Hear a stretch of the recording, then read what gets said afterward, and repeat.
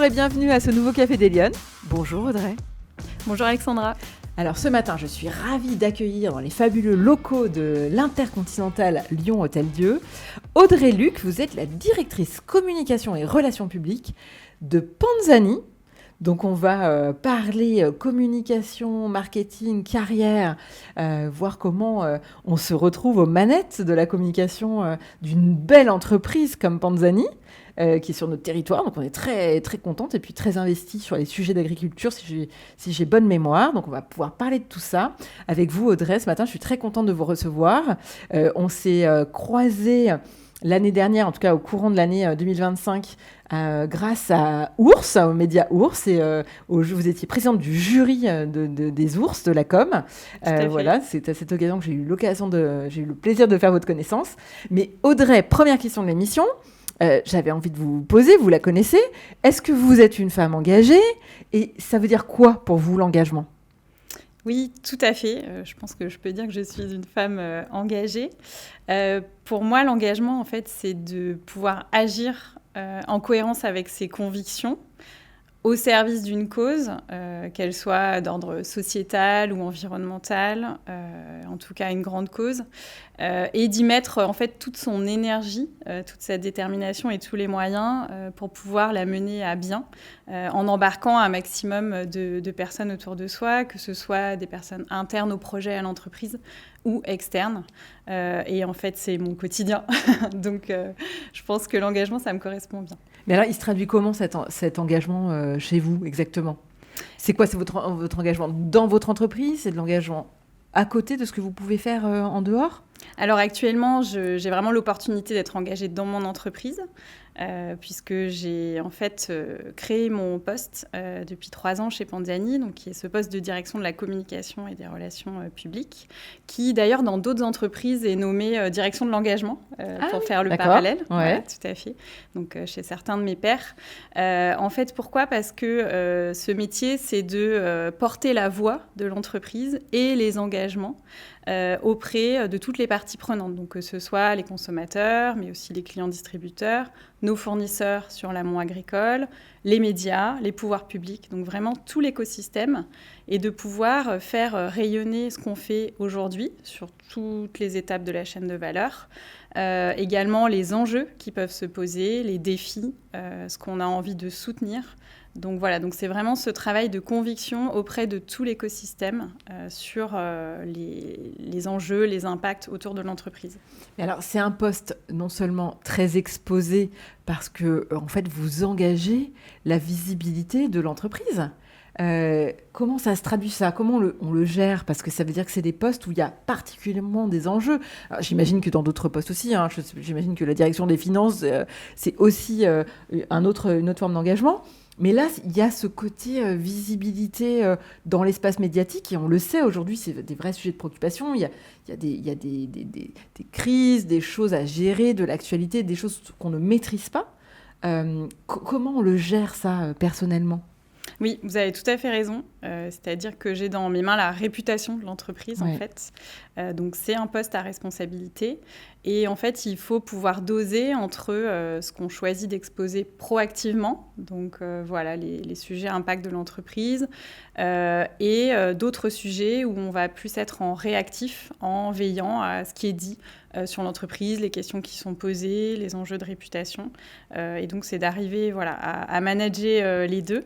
Et d'ailleurs, certaines entreprises choisissent de ne pas communiquer pour ne pas s'exposer. Ça a pu être le choix d'ailleurs de l'entreprise Panzani il y a certaines années par le passé. Et aujourd'hui, ensemble avec le comité de direction, on a choisi depuis 3 ans de s'exprimer davantage, d'apporter aussi de la transparence, d'ouvrir nos portes, d'accueillir du public. Voilà, et donc tout ça, c'est effectivement aussi de la vulnérabilité qu'on crée, mais parce qu'on est assez convaincus de notre modèle. Et donc, on choisit de partager ça avec notre écosystème. Et puis, tout en continuant à gérer des questionnements qui peuvent être soulevés, à y répondre. Voilà, c'est aussi faire le choix de la transparence. Et si on s'expose sur un sujet, c'est aussi s'exposer sur d'autres qui peuvent être posés par cet écosystème. Est-ce que c'est un secteur, le secteur agro-industriel, qui est très féminin ou au contraire très masculin aujourd'hui? On en est où dans votre secteur d'activité? Alors, je pense que c'est un secteur qui est plutôt avec un bon niveau de parité. En tout cas, dans notre entreprise, par exemple, si je prends ce qu'on appelle le comité de direction élargi, donc c'est le comité exécutif et les managers des services clés de l'entreprise, on est vraiment à parité homme-femme. Donc ça, c'est un exemple. Et après, pour bien connaître le monde de l'industrie agroalimentaire, parce que j'y travaille depuis 15 ans, dans d'autres entreprises, j'ai pu aussi constater un bon niveau de représentation des femmes. En tout cas, pour moi, ça n'a pas été un sujet d'être un homme ou une femme dans ce secteur. Alors justement, on va parler de votre carrière, on va parler de votre parcours, ce que vous avez fait pour arriver à ce poste aujourd'hui. Mais Audrey, d'abord, première question, vous vouliez faire quoi petite? Vous vouliez travailler pour les pâtes, comme dans la publicité, ou comment ça? C'était quoi votre rêve de petite fille? Alors, en fait, j'avais pas un métier de prédilection absolument. Par contre, j'étais très curieuse. Investie, voilà, j'étais une enfant assez scolaire, je voulais faire du mieux que je peux. Et donc, je pense que j'avais cette envie de réussir, en tout cas, dans le domaine que j'aurais choisi. Voilà, donc, enfant, je me suis plutôt donné les moyens de bien travailler à l'école. Voilà. Vous n'aviez pas de rêve de petite fille, je sais pas, danseuse étoile, capitaine de fusée ou... Alors, toute petite, oui, je faisais de la danse, j'avais envie d'être danseuse, un peu comme toutes les petites filles. Et puis après, j'aimais bien l'anglais, donc j'ai eu envie d'être institutrice. Ah voilà, voyez, voilà. On y vient. Il y en avait des petites... Voilà, toutes petites. Mais après, en grandissant, c'était plutôt les sciences qui m'attiraient. Ah, vous étiez plutôt maths ou plutôt sciences? Ouais. Plutôt sciences. Vraiment les sciences. Oui, dans le sens tout ce qui était SVT à l'époque, voilà, les sciences de la vie. La biologie, tout ça, la chimie, vous aimez bien. Ouais, ça j'aimais bien. Et donc, du coup, j'ai choisi un parcours scientifique. J'ai fait un bac scientifique à l'époque, puis une prépa qui m'a emmenée vers une école d'ingénieur en agroalimentaire. Donc, avec cette envie d'aller vers des postes à responsabilité dans des sujets autour des sciences de la vie. Et l'alimentaire, en tout cas, ça, c'est un secteur qui m'a attirée, j'ai envie de dire, dès le lycée à peu près, avec le fait d'avoir ce lien à la terre qui nous nourrit, à la transformation, aux produits. Voilà, ça, c'est quelque chose qui m'a très vite passionnée et j'ai choisi d'en faire mon secteur ensuite pour ma carrière. Mais alors, ça veut dire qu'à l'heure où aujourd'hui on se désespère d'avoir des filles dans les carrières maths, sciences, ingénieurs, vous, ça veut dire que vous y êtes allé assez naturellement? Enfin, il n'y avait pas de frein. Vous n'êtes pas posé de questions? C'était... Oui. Il n'y avait pas de plafond? Non. En fait, moi, j'ai grandi avec vraiment une ouverture sur tout est possible. C'est vrai qu'en tout cas, moi, mes parents m'ont toujours laissé choisir ce que j'avais envie de faire, accompagner là-dedans. Et moi, c'est ce que j'aimerais faire aussi avec mes enfants. Et je pense qu'en tout cas, notre génération a cette chance, cette liberté d'action. Et quand on en discute finalement avec nos mères, nos grands-mères, on se rend compte que c'était pas si simple à l'époque. Donc, moi, j'ai envie de saluer la liberté qu'on a réussi à obtenir grâce à leur mobilisation. Aujourd'hui, moi, je l'ai vécu et je pense que mes filles aussi, on a cette chance de pouvoir choisir notre secteur, notre domaine, notre carrière, sans barrière.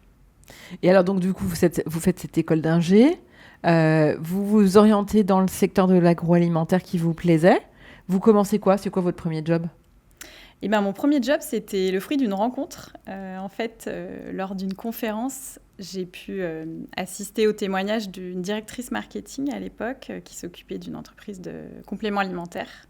Et en fait, j'ai eu un coup de cœur pour son métier. Je me suis dit, ouais, j'ai envie de faire ça plus tard parce que c'était vraiment à la croisée du développement en produit, donc mon côté un peu scientifique, et en même temps de la stratégie, parce que c'est vrai qu'à la direction marketing d'une entreprise, on a les leviers dans nos mains pour faire bouger les lignes. Et donc ça, j'ai trouvé ça vraiment intéressant. Et donc, c'est elle qui m'a ouvert les portes d'un premier job en marketing à la sortie de l'école. Et je la remercie parce que du coup, derrière, en fait, ça s'est fait de manière assez fluide. Une fois qu'on a commencé à mettre un pied dedans et que ça se passe bien, voilà, on nous fait confiance pour la suite. Et donc après, j'ai pu enchaîner pendant 15 ans différents postes en marketing dans l'agroalimentaire en France comme je le voulais. Donc, vous avez fait quoi? Différentes strates d'entreprises, différentes tailles d'entreprises? Oui. Qu'est-ce qui change en fait dans ces jobs? C'est quoi? C'est de la taille, puisque le secteur d'activité reste le même? Oui, alors le secteur, c'est l'agroalimentaire. Après, au sein de ce secteur, il y a plein de catégories de produits différentes. Donc moi, j'ai travaillé par exemple chez Lactalis dans l'univers des produits laitiers. Ouais. Ensuite, chez Nestlé dans l'univers des desserts. Et puis chez Panzani sur différentes catégories, que ce soit le frais, puis l'épicerie salée, donc avec différentes branches de la marque. Ouais. Donc déjà, il y a cette diversité quand même des sujets au sein d'un même secteur.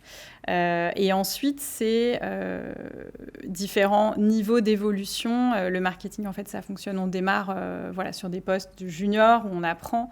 Ensuite, on prend la responsabilité d'une équipe, ce qu'on appelle chef de groupe, où on gère du coup une équipe sur un projet, une marque. J'ai pris aussi une casquette innovation à un moment donné où j'étais dédiée à l'innovation chez Nestlé dans les desserts ultra frais. Donc là, c'est des thématiques où on est 100% dédié à de la créativité, mettre en place des nouvelles idées de produits et les développer. Et puis jusqu'à responsable de marque chez Panzani. Et ensuite, j'ai pris un virage après le marketing, qui était mon poste actuel il y a 3 ans. Voilà. Alors justement, vous avez dit que c'était une création de poste. C'est quoi? C'est vous qui êtes à l'origine de cette création ou on vous a proposé ce virage? Eh bien, oui, c'est moi qui suis à l'origine de cette création. C'est-à-dire que le poste n'existait pas dans l'entreprise. Et en fait, moi, avec ma casquette de responsable de marque, j'ai identifié une vraie valeur ajoutée qu'on pourrait avoir dans l'entreprise à créer ce poste. C'est-à-dire que moi, au-delà de mes fonctions autour de la marque et du développement des produits, qui sont les fonctions du marketing, j'avais commencé à essayer d'interpeller un petit peu les médias sur nos engagements auprès de la filière de blé en France, par exemple, à organiser des premiers voyages de presse, à discuter avec les interprofessions sur ce qu'on pourrait faire pour essayer d'améliorer en fait le soutien aux producteurs ou à faire bouger certaines pratiques. Donc en fait, je l'ai fait un petit peu par attrait naturel, quelque part en donnant de l'envergure à ce poste, mais à un moment donné, je ne pouvais pas tout faire. Et donc j'ai partagé aux équipes de direction à l'époque le fait que ça pouvait être un poste à part entière, que ça existait dans d'autres entreprises et que ça pouvait être vraiment créateur de valeur pour Panzani. Voilà, et donc là-dessus, on m'a fait confiance. C'est passé par plusieurs échanges, la présentation d'une feuille de route. Voilà, qu'est-ce qu'on pourrait faire, quels sont nos objectifs, quels moyens on doit y associer. Et puis ensuite, une fois que toute l'équipe de direction a été partante pour le projet, on a créé le poste que j'occupe aujourd'hui. Mais c'est super audacieux d'aller proposer sa feuille de route à sa direction, non? Sûrement. Non, mais c'est rigolo parce qu'on dit souvent que les femmes, elles ont le syndrome de l'imposteur et qu'elles osent moins proposer. Vous, c'était une conviction parce qu'en plus, vous êtes sur un truc où vous allez exposer l'image de l'entreprise, etc. Donc, il faut avoir une petite voix intérieure qui dit oui, c'est la bonne direction et parce qu'il faut convaincre. Oui, mais c'est ça. Je pense que c'est exactement ce que vous dites. C'est vraiment la conviction qui m'a portée.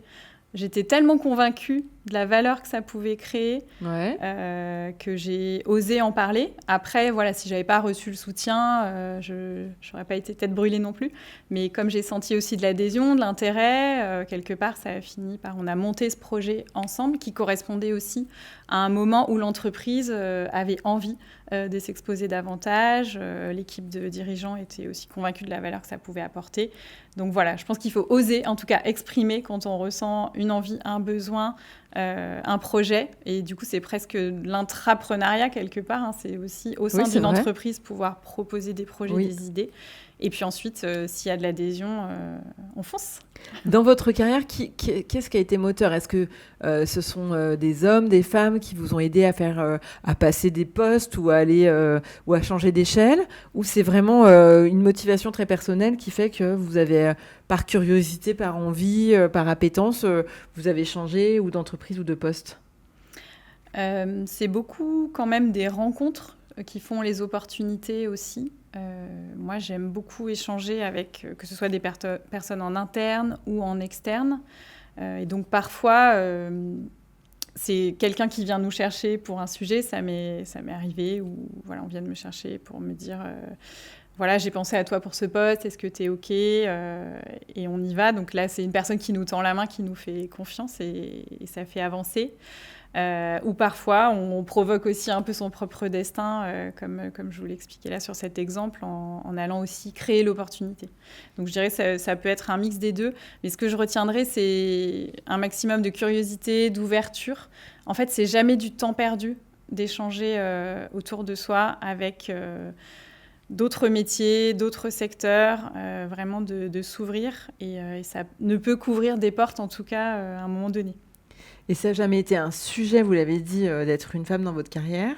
Est-ce que ça a été compliqué de gérer votre vie pro, votre vie perso et votre envie d'avancer dans vos postes?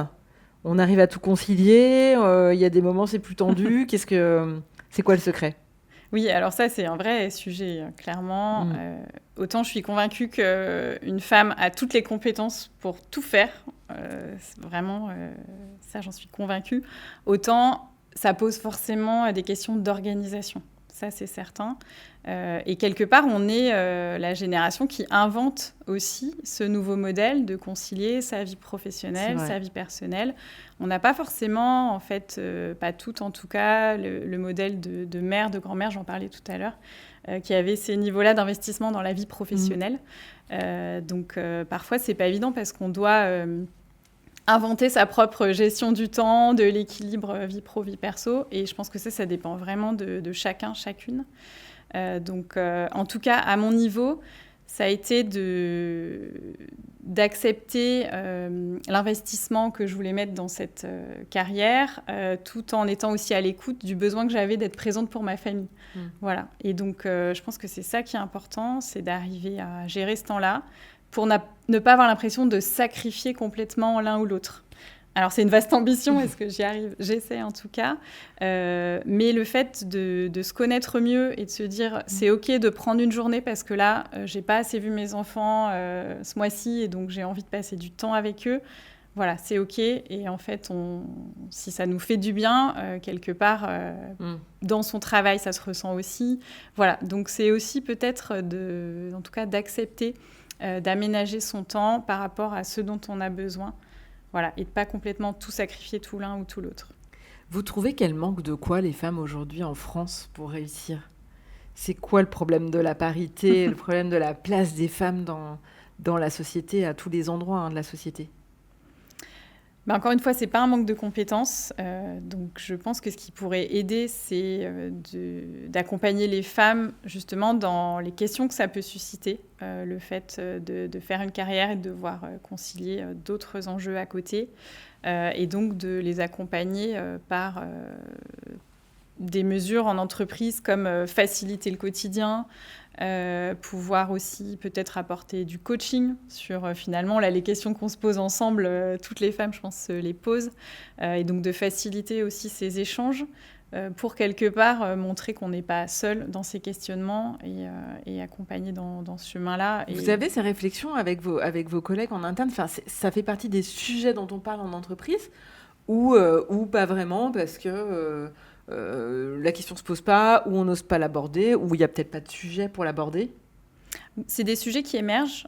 Par exemple, chez Panzani, on a ouvert ces discussions, notamment autour du sujet de la parentalité, femmes et hommes d'ailleurs, et de se dire comment est-ce qu'on peut aménager des services autour de ce sujet de la parentalité qui fait quand même qu'à un moment donné, il y a un rythme de vie qui peut changer.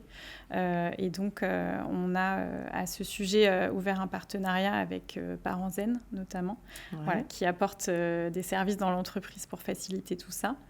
Et puis après, au-delà de l'entreprise, moi, c'est des échanges que j'ai souvent avec d'autres femmes, d'autres secteurs. Et je pense que ça, c'est très enrichissant de voir qu'on est toutes confrontées aux mêmes questions, de se donner aussi des tips. Ça m'est arrivé de lire aussi des choses sur le sujet. Voilà. Et finalement, quand on fait appel à cette solidarité entre femmes, on se rend compte qu'il y a des solutions et qu'on peut tout à fait concilier les deux. Alors, quel conseil vous auriez envie de donner justement aux femmes qui nous regardent, qui nous écoutent, qui se disent ah bah tiens, c'est une belle carrière quand même d'allier, parce que vous alliez le marketing, la communication avec quand même un background plus scientifique là pour le coup. Quel conseil vous leur donneriez pour celles qui auraient envie de s'investir sur ce même type de carrière? Est-ce que c'est encore ouvert? Est-ce qu'il y a peu de postes? Est-ce qu'il vaut mieux travailler un profil scientifique? Est-ce qu'on peut y aller si on n'est que sur du marketing et de la communication? Vous en pensez quoi? En fait, on peut, je pense, trouver le poste qui coche les différentes cases aussi de ce qu'on aime faire dans la vie. Et c'est vrai que moi, mon métier, il est à la croisée entre justement un univers scientifique parce que j'ai besoin de maîtriser les sujets dont je vais parler à plus haut niveau et en même temps ce sujet de la communication, le rayonnement qu'on peut apporter. Donc en tout cas, moi, ça correspond à un parfait alignement chez moi de concilier ces deux compétences et de les mettre à profit pour l'entreprise. Mais je pense que ce qui est important, c'est que chaque personne puisse identifier justement ce qui l'anime, ce qui lui donne envie de se lever chaque matin, et puis ensuite de pouvoir, en fonction des opportunités, arriver à trouver le bon poste qui fait qu'on y va à fond, quoi. Mais qu'est-ce que vous recommanderiez? Est-ce qu'il faut faire des écoles d'ingénieurs? Est-ce qu'on peut s'en passer et faire directement une école de communication? Enfin, est-ce qu'à votre sens, au regard de votre propre expérience et de l'état actuel du marché, qu'est-ce qui est judicieux de faire? Parce qu'à l'heure de Parcoursup, bon, hein, non, mais c'est vrai que c'est pas évident et c'est des choix vertigineux. Parfois, quand on est parent, c'est compliqué aussi d'orienter les enfants. Moi, j'enlèverais un peu de pression, en fait. C'est-à-dire que, oui, c'est déterminant les études, mais pas au point d'être bloquant pour la suite. C'est-à-dire quelqu'un qui a fait une école de commerce et qui ensuite rentre dans un secteur plus scientifique, je pense par exemple à la santé ou voilà, l'alimentation, peut très bien se former aussi pour se sentir en maîtrise de sujets plus techniques, tout en occupant un poste marketing ou communication. Ouais, ça, c'est tout à fait peu possible. Inverse de celui que vous avez fait. Et inversement, quelqu'un qui serait rentré vraiment par le côté scientifique, ce qui est mon cas, puisque je suis rentrée quand même par le côté ingénieur, c'est clair. peut aussi développer ses compétences en communication via son réseau, ses rencontres, etc. Donc en fait, j'enlèverai un peu de pression là-dessus. Moi, je pense que c'est important de faire les études selon ce qui nous anime et ensuite, ça peut bouger en fait un parcours en fonction de ses aspirations. On peut se former. Moi, là, je me suis formée, par exemple, sur les affaires publiques. Ce n'était pas ma formation première. Donc, en fait, à tout âge, on peut aussi aller chercher de la formation et continuer d'apprendre. Et comment on fait pour intéresser les filles aux carrières scientifiques? Et ben, je pense qu'il faut inspirer. Et déjà, exposer les enfants, les étudiants à tous ces métiers. Donc, je vous parlais tout à l'heure d'une conférence à laquelle j'avais assisté. Je pense que ça, c'est super intéressant. C'est d'ouvrir ce champ des possibles, en fait. Parce qu'on n'a pas forcément l'idée, quand on est une petite fille ou une jeune fille, de penser à ces métiers-là. Donc, plus on pourra entendre le témoignage de ces femmes dans différents métiers divers et variés, et plus je pense que ça suscitera d'envie. Et alors, Audrey, dernière question. Si vous aviez une baguette magique, qu'est-ce que vous feriez pour que les femmes elles soient plus présentes, plus visibles dans votre secteur d'activité ou dans la société française en général? Qu'est-ce que vous avez envie de nous partager? Par rapport à ce qu'on vient de se dire, j'ai envie de dire 2 choses, si je peux. Bien sûr. Allez, on est preneuse. Je pense qu'il y a un premier niveau d'action qui est justement sur la sensibilisation et l'inspiration qu'on peut créer chez les plus jeunes, donc que ce soit sur des niveaux école, collège, lycée ou étudiants.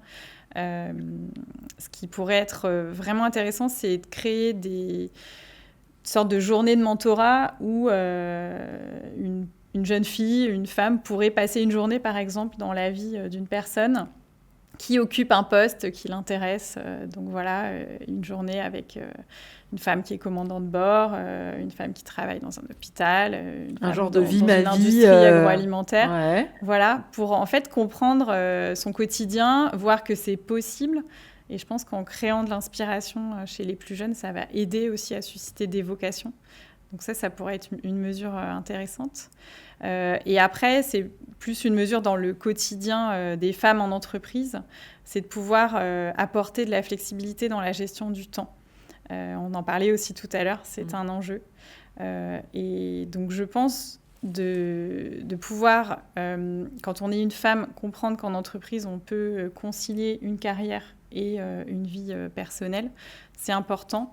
Et donc, ça peut passer par de l'aménagement du temps, des rythmes avec un peu de temps partiel aussi. Et c'est vrai qu'aujourd'hui, quand on est dans des carrières avec des grosses responsabilités, on n'ose pas toujours essayer d'aménager les choses.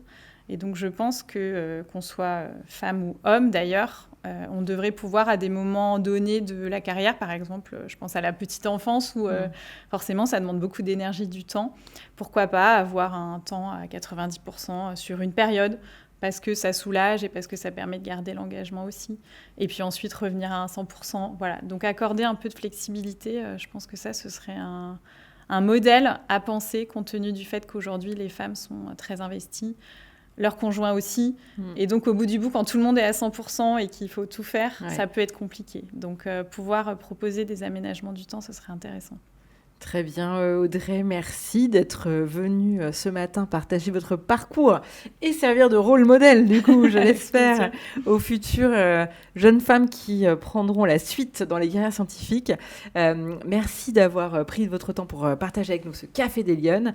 J'espère que ça vous aura plu. Et moi, je vous donne rendez-vous la semaine prochaine pour un prochain Café des Lyonnes. Bonne semaine!